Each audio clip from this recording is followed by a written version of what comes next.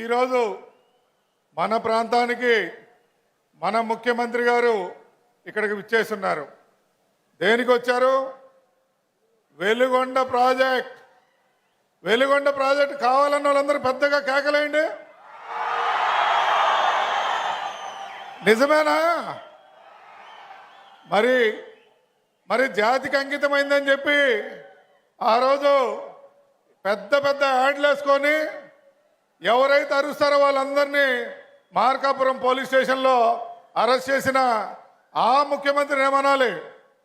మన చెవులో పెద్ద పెద్ద క్యాలీఫ్లవర్లు పెట్టి ఆ సైకో ముఖ్యమంత్రి చేసిన పనికి ఎవరతను? అతని పేరు తెలుసుగా? ఏందో సైకిలా సైకో. మరి అటువంటి ముఖ్యమంత్రి మన ప్రాంతం వాళ్ళు ప్రతిసారి ఓటు ఆయనకి వేస్తారు. పనిచేసే ఇవన్నేమో పట్టించుకోరు. మరి నారాయణ రెడ్డి ఇక్కడ 5 సార్లు పోటీ చేస్తే 2 సార్లే గెలిచాడంటే పనిచేసే వాళ్ళు మనకు అక్కర్లేదనే కదా. ఇప్పుడైనా ఆలోచించండి. ఈరోజు వెలుగొండ వచ్చిందంటే నేనైతే నిన్న అక్కడ పోయినప్పుడు ఏడవటం జరిగింది.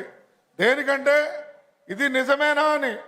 మొన్న మేము అంతకుముందు వెళ్ళాం 22లో, అంతకుముందు మనం బైకులు మోటార్ సైకిల్ మీద వెళ్ళడం కూడా జరిగింది. అక్కడ మనిషిలోతు గోతులు ఉండే ఈరోజు పోతే చక్కగా సిమెంట్ లైనింగ్ జరిగి జూన్ ఆఖరికల్లా మన కొట్టిపడే గ్యాప్కు నీళ్ళు వచ్చి మన తాగునీళ్ళు 20 ఏళ్ళలో ఇంటింటికి కొలాయి ఏదైతే మన ముఖ్యమంత్రి గారు చెప్పున్నారో అది ఇవ్వబోతున్నారు.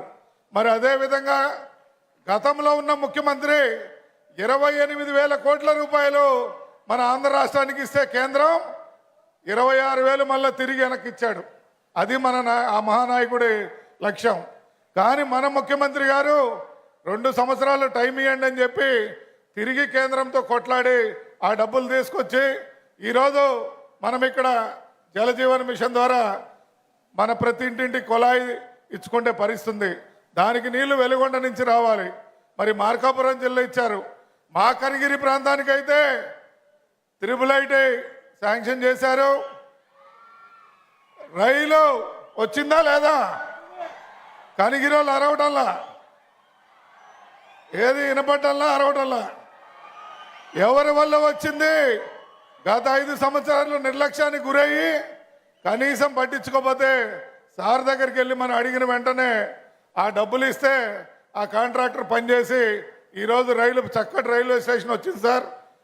మీ దయ వల్ల కనిగిరి సికింద్రాబాద్ ఒక రైలు, కనిగిరి గుంటూరుకు రైలు ఇస్తే మేము వలసలెళ్ళి బతికే వాళ్ళమందరం ఆనందంగా ఉంటామని చెప్పి మీకు తెలియజేస్తాం సార్.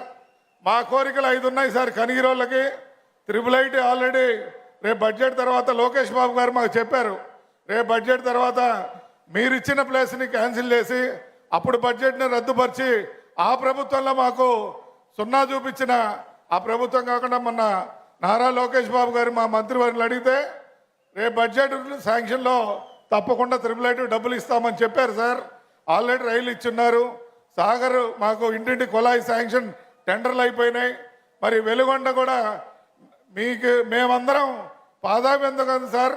అందరం ఆయుష్ కూడా మీకు ఇవ్వాలి సార్, తలా 1 సంవత్సరం.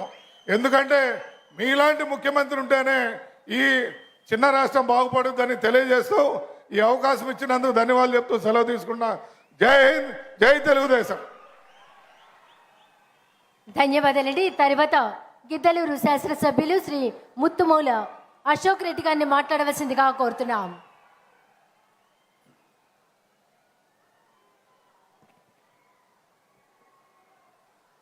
అందరికీ నమస్కారం. పూజ్యులు